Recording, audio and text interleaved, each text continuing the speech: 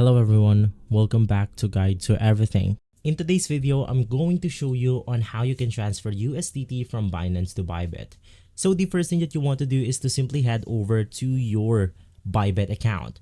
From there, you then want to simply head over to the deposit address. Unfortunately, I don't have a Bybit account, so what I can demonstrate is doing it from my Binance right here. Basically, it works the same. The first thing that you want to do is to simply head over to your wallet. From there, you then want to go ahead and click on the deposit button. So for Binance, it's going to be inside the overview of wallets.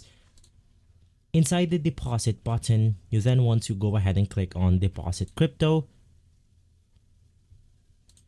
And from here, once again, you must go ahead and do this from your Bybit account.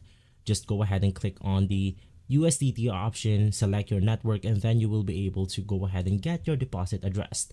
Once you have your deposit addressed, what you can do is to simply navigate through Binance right here, click on the withdraw option, and then you then want to go ahead and paste the address that you got from your Bybit account. So inside, you then want to go ahead and choose USDT.